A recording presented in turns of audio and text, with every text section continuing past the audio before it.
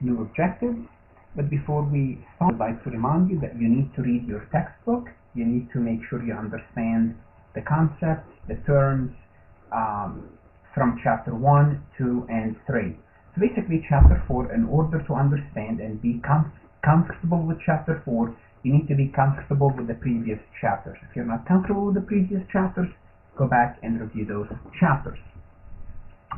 So we're going to start by preparing the financial statements, which is something you should be familiar with. I'm going to cover this very briefly. Then we're going to prepare something called the classified balance sheet, which is a new topic. So this is what we're going to be starting with. Then we're going to follow the learning objectives. So let's go ahead and prepare the financial statements. Okay, this is a trial balance. This is an adjusted trial balance. So this is an adjusted trial balance. You know, the reason you don't see the title is because it doesn't fit on this page. So this is the trial balance that we've been working with from the beginning of chapter 1, So hopefully you are familiar with all these numbers and you know where they came from, right? Each account, so here's what some rules you need to know, and hopefully you should know by now. Each account, so this is an account, this is an account, this is an account, prepaid is an account, furniture is an account, accumulated depreciation is an account, building is an account. Each account has only one and only one home on the financial statement. Simply put, each account goes only on one financial statement. This is what we are trying to say. No account is ever used twice. And hopefully you should know this by now. If you prepared financial statements, you already learned that, for example, revenues and expenses go on the income statement, dividend goes on the retained earnings, and everything else goes on the balance sheet. Hopefully you know this by now. So the first statement we will prepare is the income statement, and you should all be familiar with how we prepare an income statement. The three headings: revenues are listed first, then expenses, we total expenses, revenue minus expenses. Notice it's a single line. Single line means we are performing a calculation, then double underline, this is the bottom line of this financial statement, 8,550. This is net income. Then we prepare the statement of retained earnings. We are starting with 0 retained earnings on 11/1/2014. Our net income coming from the income statement. Then what goes on retained earnings? Dividends. Dividends gonna reduce retained earnings because why? Because the owner took money out. So it's gonna take money out of the profit. So what's left? The retained earnings. What did we retain? We retained only 3,550. And this number here will eventually appear on the balance sheet. Okay, this is where net income is coming from. And this is the dividend. Notice here they kind of highlighted common stock. Common stock is a balance sheet account. It's not a retained earning account, it's a balance sheet account. Here we have the balance sheet, so everything else goes on the balance sheet, including common stock. Common stock should be highlighted here in yellow. So everything else, cash, accounts receivable, office supplies, prepaid rent, furniture. You know, furniture less accumulated depreciation gives us this number. And what do we call this number? 17,700. Hopefully you remember. It's called the book value. So the book value of the furniture is 17,700. And what do we call the 18,000? The 18,000 is the cost of the furniture. What do we call this building 60,000 number? This is the cost. What about the 59,750? That's the book value. And this is the total assets, and it should be a review for you. Then we have liabilities, we list them all, total liabilities. Then we list common stock, which is the 48,000, and that's why I said it should be highlighted in yellow to indicate it goes on the balance sheet. And the retained earnings, 3,500 coming from the retained earnings statement. So if we add up liabilities and stockholders' equity, they should equal to 113,550. The next thing we're going to look at, instead of a regular balance sheet, this is a regular balance sheet. The next thing we're going to look at is a classified balance sheet. It's going to be the same accounts. All what we're going to do, we're going to list them, group them, basically classify them, put them in different classes. Similar accounts, we're going to put them together. We're going to classify the balance sheet. We're going to classify the balance sheet. How do we classify the balance sheet? Well, let's see if we know how we classify the balance sheet. So let's see if we know how we classify the balance sheet. Okay, let's take a look at this. First, we're going to classify the assets. Let me go to the appropriate page in the textbook. Let's go next. Okay. So the assets, we're going to break the assets into two groups. So we're going to look at the assets, and hopefully you know what assets are. Assets are resources that benefit the company in the future. We're going to take a look at the asset and break them down into two groups. One, we're going to call it current, and one we're going to call it non-current or long-term. Okay? So those are the two groups, current and long-term. Okay? So what are current assets? Well, current assets, they're assets. But why do we call them current? Because they're going to be converted to cash, sold or used up in the next 12 months or within the business operating cycle if the operating cycle is longer than a year. We always assume, for our purposes, our operating cycle is a year. So current assets is any asset that's going to be converted to cash, sold or used up in the next 12 months or within the company's operating cycle. We assume that the company's operating cycle is 12 months. What is the company's operating cycle? You need to know this term. It's the time span during which cash is paid for goods and services which are then sold to customers from whom the business collects cash. So basically, what we're saying is the company takes cash, buy inventory, sells that inventory on account, then collect the cash. And we're going to assume that this is the operating cycle, and we're going to assume that this operating cycle is 12 months. For most companies, the operating cycle is 12 months, but not all companies. Not all companies. For example, Boeing, they build airplanes, they build missiles. Their operating cycle is a little bit longer than a year. Okay? You just have to know that the operating cycle is cash to cash. From the time we invest the cash until we manufacture the product or buy the product, then sell it on account, then collect the cash. This is what the operating cycle is. So any cash and any asset that's going to be used up, converted to cash, or sold within the next 12 months, we're going to list it under current assets. And obviously cash is always cash. So cash is definitely a current asset. So what could be some good examples of current assets? Well, here's some examples. Cash, definitely a current asset. Accounts receivable. Think about it. When you sell on account, you expect to be paid within 30 or 60 days, or 90 days the most, or if you're really generous, 120 days. So no one's going to give you more than a year to pay. So this account is going to be converted to cash within the next 12 months. Current asset. Office supplies. No one buys supplies for longer than a year. Okay, so office supplies are current assets. Most prepaid, no one prepay, usually, generally speaking, unless you are told otherwise, all prepaid are current assets. Because no one's going to prepay for their expenses for longer than a year, generally speaking. Once again, generally speaking. So those are typical current asset accounts. So what we do is we put them all together, we call them current asset, and we total current assets. And our current assets are 16,100. What we did, we are starting to prepare a classified balance sheet. This is not a normal balance sheet, this is a classified. So this is one group. As I told you, the second group is long-term assets. And under long-term assets, you might have three subgroups. You might have long-term investments, you might have plant assets, and you might have intangible assets. But what are long-term assets? Hopefully you know what long-term assets are by default. Long-term assets are assets that will not be converted to cash or used up within the next business operating cycle or 1 year, whichever is longer. So long-term assets are assets that's going to be with us. They're not going to be sold, used up, or consumed within the next 12 months. Well, what type of assets are we looking at here? Well, we're looking at property, plant, and equipment, building, vehicle, truck, a piece of land. Those are long-term assets. And within long-term assets, we're going to break them down into three groups. We're going to have a group called long-term investments. What is long-term investments? It's notes receivable and other investments that are held long-term are considered long-term investments and include investments in bonds or stocks in which the company intends to hold the investments for longer than 1 year.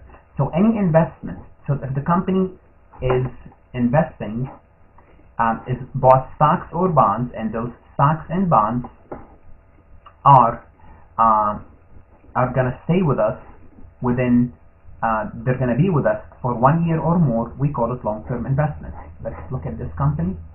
Let's look at their trial balance. And if I look at their trial balance, let me tell you, they don't have any notes receivable, they don't have any investments. So, but in case they do, we have them in that subgroup under long-term assets. So what's the next section? The next section under long-term assets is planned assets, and we defined planned asset in the previous chapter, and those are the assets that get depreciated. Those are the assets that get depreciated. So they're also called fixed assets or property, plant, and equipment. Okay, so plant assets are also called fixed assets or property, plant, and equipment, such as land. Land is not depreciable, remember, that's the exception. Building, furniture, and equipment. Okay? They are presented in order of liquidity, with assets such as furniture and equipment being presented first and land presented last, because since we assume land is the least liquid. Let's look at this company. Do they have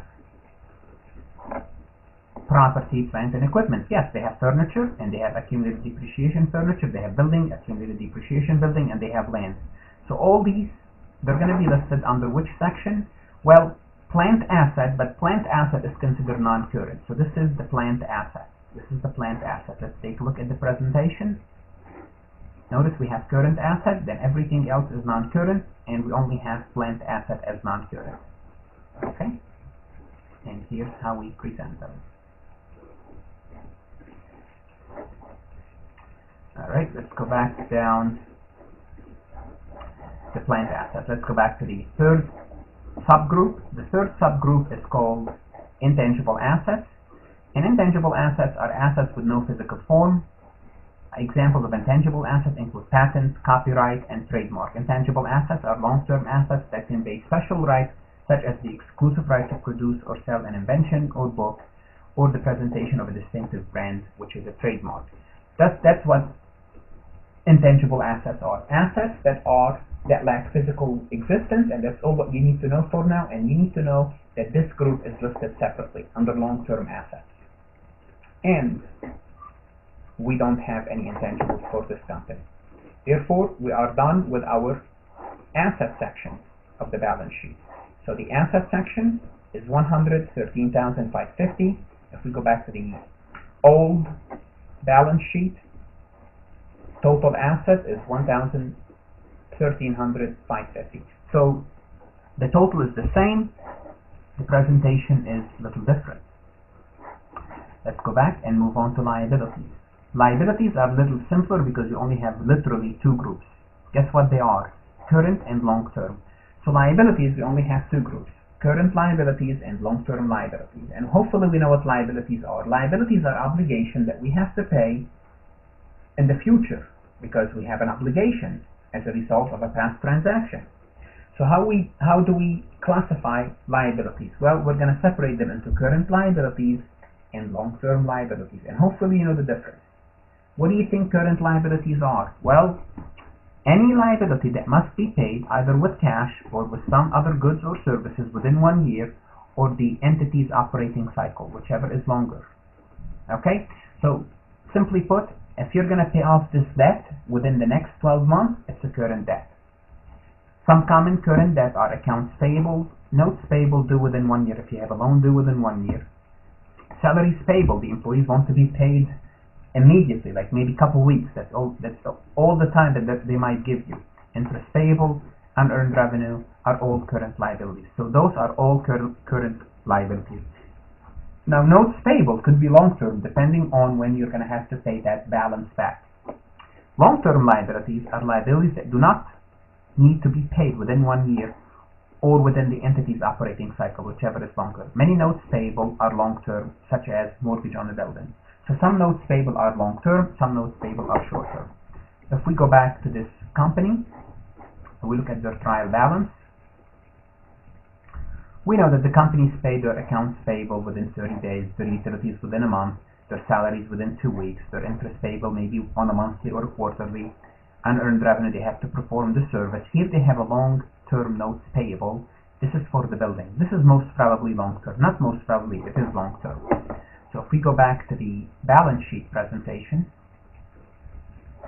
again, what we're going to do, we're going to create a group called current liabilities, list them all, total them, they total to 2,000. We have a group now called long-term liabilities, and we only have notes payable. Current liabilities plus long-term liabilities equal to total liabilities of 62,000. This is no different than the non-classified balance sheet, the total of 62,000. Now you might be asking, why do we have to do this? Well, you're going to see the value of it later on. There's a lot of value of it, but I'm going to show you the value in one instance. And last but not least, the stockholders' equity. Stockholders' equity is not really classified. We have common stock, retained earnings. We total them. The total is 51,500. Eventually, we're going to be adding more accounts to this section in future chapters.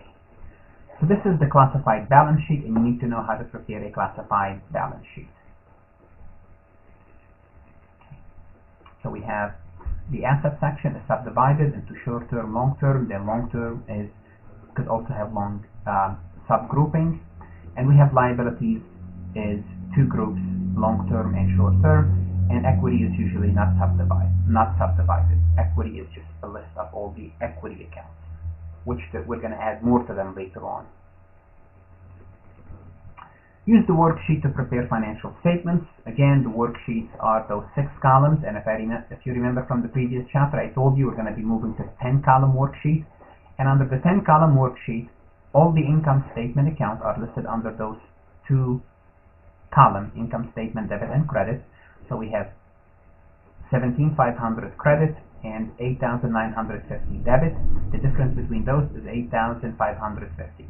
Then on this, under the balance sheet, we list everything except revenues and expenses. So dividend goes here. So we list all the assets, all the liabilities, then the equity, then we add them up.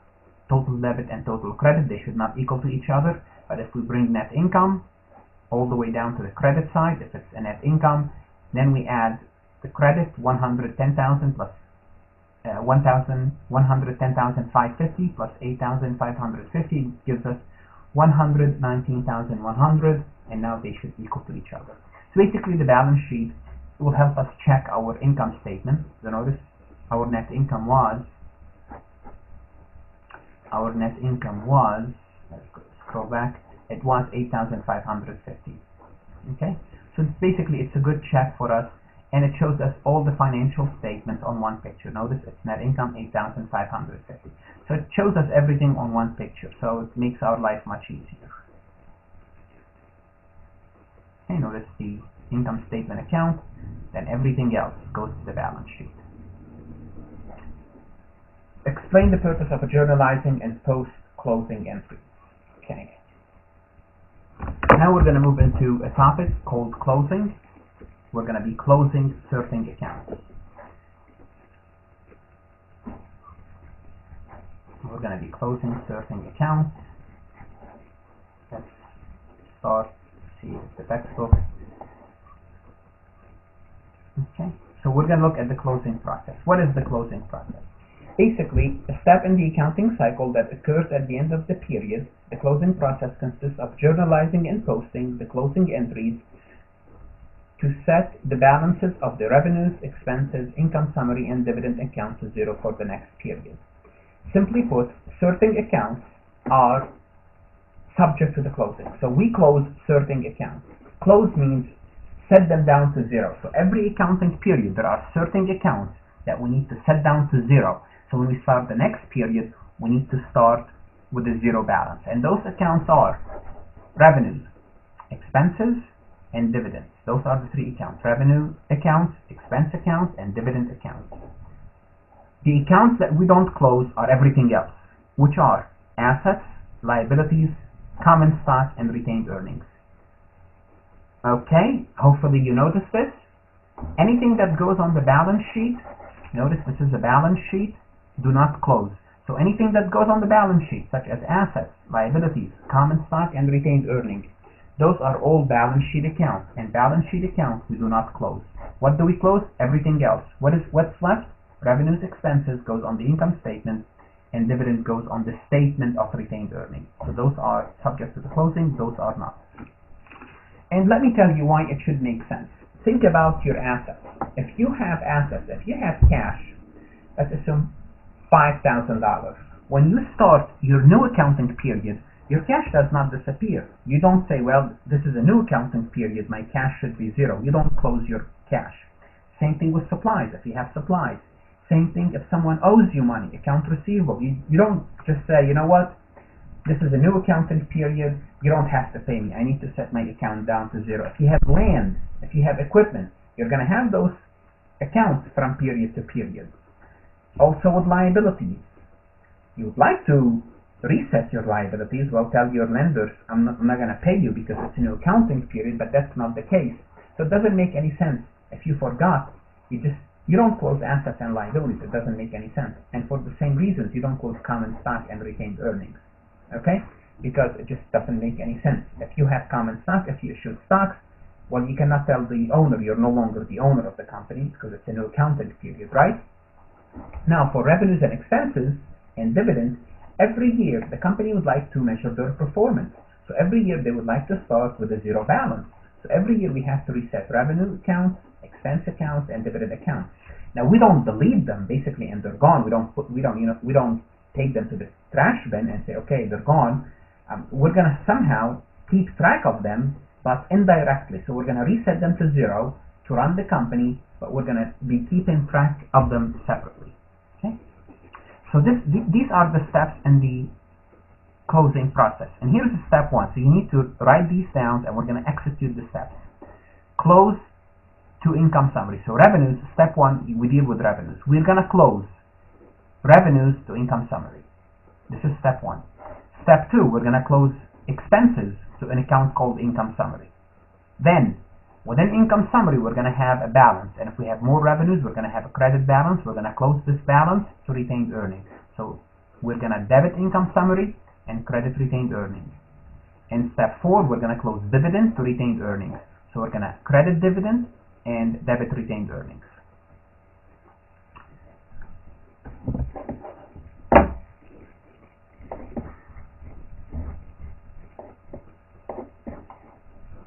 And by the way, the accounts that we close, revenues, expenses, and dividends, are called temporary accounts or nominal accounts. So when we say temporary or nominal, those are revenues, expenses, and income summary, as well as dividend accounts. So what is an income summary? It's an account that we create to perform the closing. And what do we call the accounts that we don't close? We call them permanent. And what are the permanent accounts? Assets, liabilities, common stock, and retained earnings. Okay? So the income summary account summarizes the net income or net loss for the period by collecting the sum of all expenses, a debit, and the sum of all revenues, a credit. So income summary is just basically you park your revenues and your expenses in that account, then you close.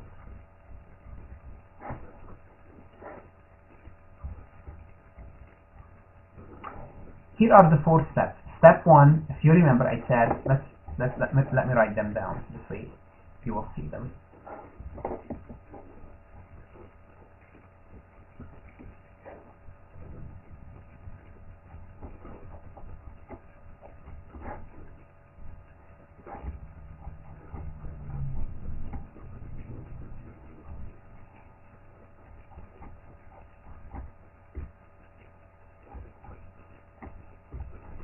Okay, I need this worksheet here.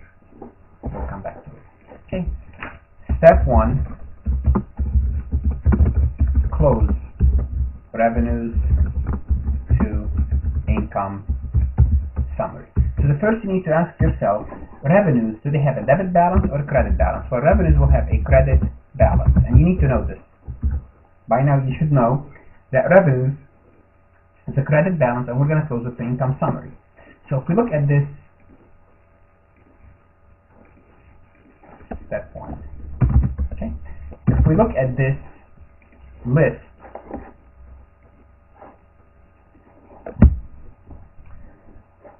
we have service revenue here, 17,500, and we need to make this account go down to 0. So it has a credit balance. So what are we going to do? We are going to debit service revenue. Remember, now we're going to be debiting revenue. I've been telling you for the past 3 chapters, don't credit revenues. However, when you close revenue, you have to debit revenue because you have to bring it down to zero. So we're going to debit revenue and credit income summary. So the first step is to take a look at your revenue account, and hopefully you know that revenue is a credit balance. So you debit revenues and you credit income summary. You debit revenues, so this is step one, debit revenues, credit income summary. The balance for revenues for the next period is zero. Step two is what?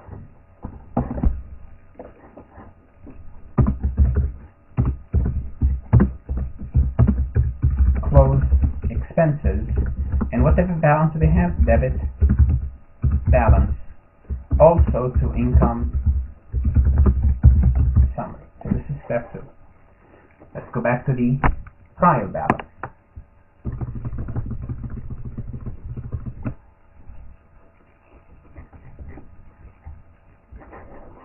We have expenses.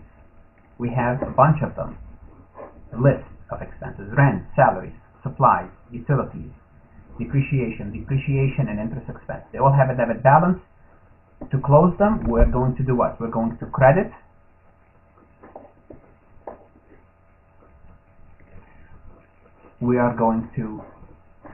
them all and debit income summary. So we're going to credit them all and debit income summary. Okay?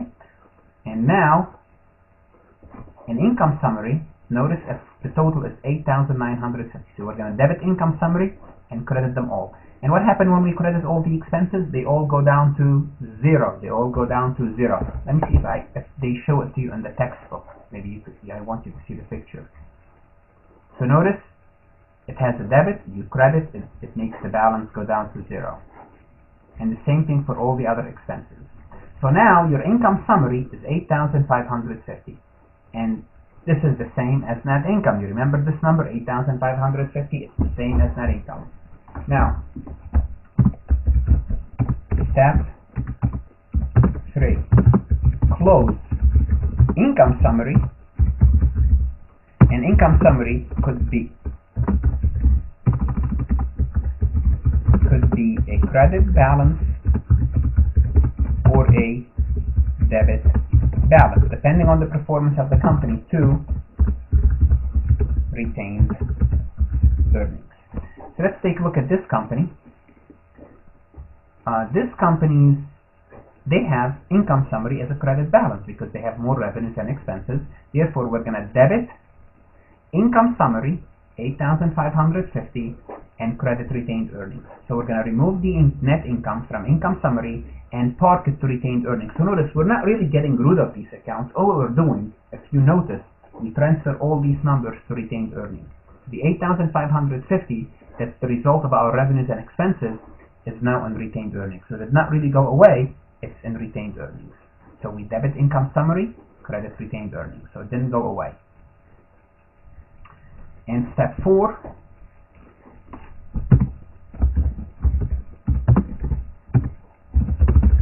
close dividend, which is a debit balance, has a debit balance to retained, also to retained earnings. So it doesn't go away, it goes into retained earnings.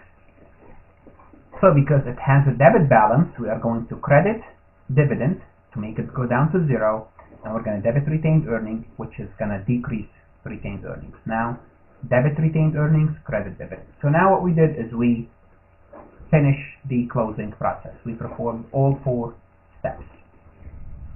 Okay? In this example, if we happen to have a loss, so this example, if you look at it, if you happen to have a loss instead of income, how the process takes place. So you'll have a debit balance. Notice the debit balance is a net loss. So on the homework, be careful. You don't have to have a credit balance all the time, as well as on the exam. And here's a list of all the journal entries that we prepared. Close revenues to income summary, close expenses to income summary. Notice revenues we get a debit, which is unusual. Expenses gets a credit, which is unusual. Then the difference between those income summary account is closed out. Since it's a credit, we debit income summary and transfer it to retained earnings, then debit retained earnings and credit dividend to close dividend. And here's the picture of the whole process. a T account picture. So everything goes into income summary, then from income summary it goes to retained earnings. So it doesn't go away, it goes into retained earnings. So notice everything, first revenues goes into income summary and revenue is gone. So revenue, basically what we're saying is revenue is we finished revenues. Then we say okay, now we close all the expenses. Then we close all the expenses, we take them to income summary. Now what we do is we close income summary, to retained earnings, and we close dividend to retained earnings. So everything is end up in, you guessed it, retained earnings. Everything end up into retained earnings. Okay, so if you could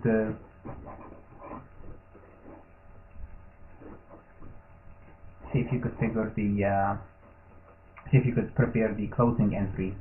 Okay, and what's the balance of retained earnings? See if you could figure out this problem.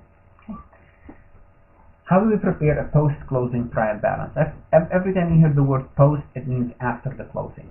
After the closing, you will no longer have the temporary accounts. So after the closing, revenues, expenses, and dividends are going to be gone. Okay? So no temporary accounts will appear on the post-closing trial balance. They exist, but they have a zero balance. So the post-closing trial balance should only include permanent accounts, which are assets, liabilities, common stock, and retained earnings. So here's all the permanent accounts. Notice we stop at retained earnings. Now revenues still exist, all the expenses still exist, but they have a zero balance because we are starting a new period. Notice this is December 31st. That's it, we did the closing, we're done with the period. So what is the accounting cycle? Basically the accounting cycle is what? What did we learn? Because now we closed the accounting cycle. The accounting cycle is what? The first thing that we did, we started with beginning account balances. Then we analyzed and journalized transactions. That was in chapter 1 and chapter 2. Then we posted journal entries to the ledger. That's chapter 2. Then we prepared an adjusted trial balance. That was chapter 2. Then we prepare worksheet. It's optional. It's a method of doing things. Then we journalize and post adjusting entries. That was chapter 3. Then we prepare adjusted trial balance. That was chapter 3. Then we prepare financial statements, which is starting chapter 4. Then we prepare the closing, which was chapter 4. Then we prepare the post-closing, then the process repeats itself. So this is called the accounting cycle.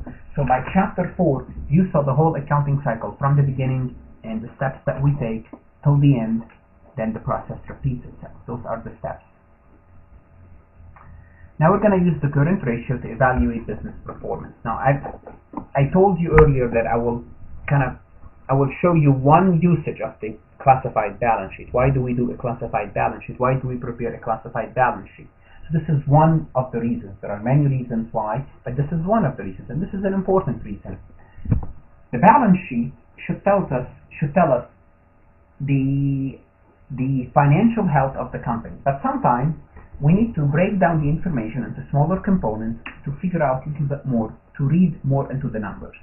So one way to do it is to prepare something called the current ratio to evaluate the company's business performance. Okay, so what are the company's business performance?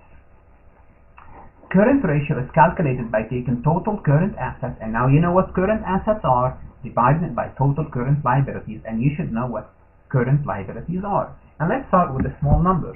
Let's assume you have, let's see, current assets, all your current assets, kind of to figure out on a personal level how it works. A current asset of, let's start with $50,000 worth of current assets, and current liabilities of $25,000. Okay, so I'm going to calculate the current ratio. So what is your current ratio? It's total current assets divided by current liabilities, and the answer is the number 2. What does that mean? What does the number 2 mean? It means for every dollar in current liabilities, you have $2 in current assets. Let's assume your current asset is cash in the bank. Let's assume that's the case. That's the only asset you have, and this is credit card debt, which is, you should never have that much credit card debt, or any for that matter, but to make the point. So if you have $50,000 in the bank and $25,000 in credit card debt or different type of debt, your ratio is 2. It means for every dollar in liabilities, you have $2 to cover. So are you in good shape? I would say yes. But the higher this number, the better off you are, or the company is. So the current ratio basically tells us in the next 12 months, this company, they have for every dollar in liabilities. Remember, current liabilities are liabilities they have to pay within the next 12 months. They're in good shape in the next 12 months. So this tells us they are not a risky company, but this is only one measurement of the company's performance. Here we have this company, sample company, and their current ratio is 2. They have twice the amount of current assets than they have in current liabilities. You don't want to have 25,000 in current assets and 25,000 in current liabilities, because the answer will be 1. And surely you don't want to have 20,000 in current assets and 25 in current liabilities. You don't want this number to be less than 1. You want it to be, usually companies shoot for 2. But again, this is a general number. Different companies will use different measurements, but historically 2 is a good number. Nowadays, less than 2 is okay. In some industries, less than 2 is okay. In some industries, 1 for 1 is okay. But again, we're not getting that specific. But generally speaking, the higher, the better, the number. And in Appendix 4A, explain the purpose of and journalize reversing entries. So what are reversing entries? You need to know about reversing entries, that they are optional, they are not required by GAAP, used for convenience and save time. Okay, so I'll just give you a taste of the reversing entries. Record the accrual at the end of the period. So remember, we have accrual accounting. We have to accrue expenses and accrue revenues. Accrual means you have to record the expense before you pay it. You have to record the revenue before you receive the cash. The next day after the period ends, the company can reverse the accrual at the beginning of the next period, then record the cash flow without referring to the earlier accrual. So basically, you prepare the adjustments, then the next day you reverse it, you prepare it just to prepare the financial statements, then you would reverse it to make your books simpler. So remember, we accrued this salaries expense. Salaries expense 1,200, salaries payable 1,200. This is an accrued expense. The next day, January 1st, the company will reverse this entry. Now I'm going to tell you where I used to work. When I used to work, the software had the option. When you are preparing adjustment entries, you would check a box if you want that adjustment, that accrual to be reversed. So what you do is you do a checkbox, and what you do automatically the next day, or when the new accounting period starts, the entry would reverse itself. Why? Because it's going to make the accounting process much simpler. So when you pay the cash, you don't have to remove the payable. You no longer have the payable. You debit salaries expense 2,400 and you credit cash. So you no longer have to worry about this payable that you created. You don't have to worry about this payable that you created. You're just going to say, I have an expense and I'm going to pay the expense, and that's the end of it. And that's the end of the chapter. Just a few things I just want to make sure I cover with you. Once you're done with the chapter, make sure you try it, all these try it exercises, because you can check yourself to see how well you are doing. What else? Make sure you review those main concepts.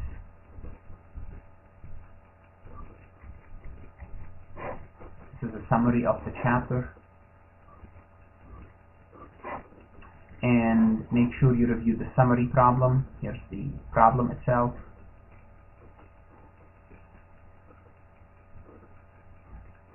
Then they ask you to prepare an income statement, prepare a statement of retained earnings, prepare a quantified balance sheet, calculate the current ratio, journalize the post-closing entries, prepare a post-closing trial balance. So at this point you could pause the video and see if you can solve these problems. Here's what you should do. This is the income statement. This is the statement of retained earnings. This is the balance sheet.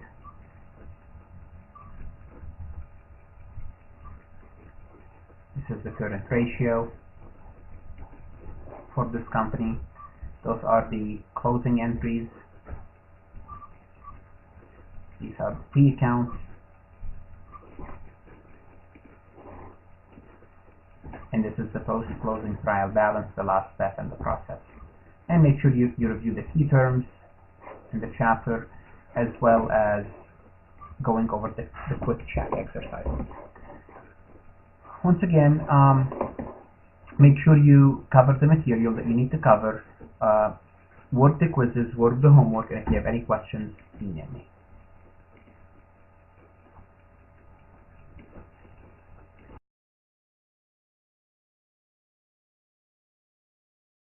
And the retained earnings, 3,500 coming from the retained earning statement. So if we add up liabilities and stockholders' equity, they should equal to 113,550. The next thing we're going to look at, instead of a regular balance sheet, this is a regular balance sheet, the next thing we're going to look at is a classified balance sheet. It's going to be the same account. All what we're going to do, we're going to list them, group them, basically classify them, put them in different classes. Similar accounts, we're going to put them together. We're going to classify the balance sheet. We're going to classify the balance sheet. How do we classify the balance sheet? Well, let's see if we know how we classify the balance sheet. So let's see if we know how we classify the balance sheet. Okay, let's take a look at this. First, we're going to classify the assets. Let me go to the appropriate page in the textbook. Let's go next. Revenues are listed first, then expenses. We total expenses, revenue minus expenses. Notice it's a single line. Single line means we are performing a calculation, and double underline, this is the bottom line of this financial statement, 8,550. This is net income. Then we prepare the statement of retained earnings. We are starting with 0 retained earnings on 11/1/2014. Our net income coming from the income statement. Then what goes on retained earnings? Dividends. Dividends going to reduce retained earnings because why? Because the company, the owner took money out. So it's going to take money out of the profit. So what's left? The retained earnings. What did we retain? We retained only 3,550. And this number here will eventually appear on the balance sheet. Okay, this is where net income is coming from. And this is the dividend. Notice here they kind of highlighted common stock. Common stock is a balance sheet account. It's not a retained earning account, it's the balance sheet account. Here we have the balance sheet, so everything else goes on the balance sheet, including common stock. Common stock should be highlighted here in yellow. So everything else, cash, accounts receivable, office supplies, prepaid rent, furniture, furniture less accumulated depreciation gives us this number. And what do we call this number? 17,700. Hopefully you remember. It's called the book value. So the book value of the furniture is 17,700. And what do we call the 18,000? The 18,000 is the cost of the furniture. What do we call this building? 60,000 number. This is the cost. What about the 59,750? That's the book value. And this is the total assets, and it should be a review for you. Then we have liabilities. We list them all, total liabilities. Then we list common stock, which is the 48,000, and that's why I said it should be highlighted in yellow to indicate it goes on the balance sheet. The titles, because it doesn't fit on this page.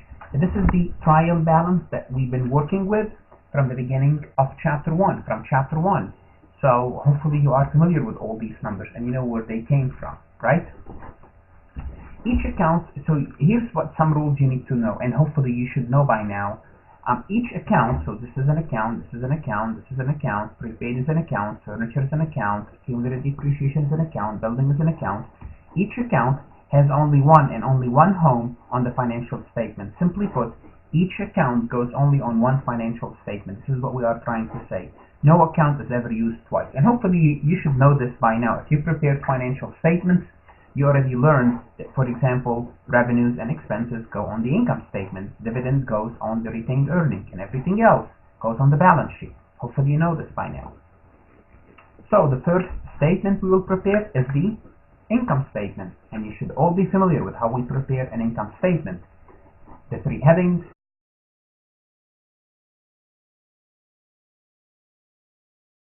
new objectives. But before we start, I'd like to remind you that you need to read your textbook. You need to make sure you understand the concepts, the terms from chapter 1, 2, and 3. So basically chapter 4, in order to understand and be comfortable with chapter 4, you need to be comfortable with the previous chapters. If you're not comfortable with the previous chapters, go back and review those chapters. So we're going to start by preparing the financial statements, which is something you should be familiar with. I'm going to cover this very briefly. Then we're going to prepare something called the classified balance sheet, which is a new topic. So this is what we're going to be starting with. Then we're going to follow the learning objectives.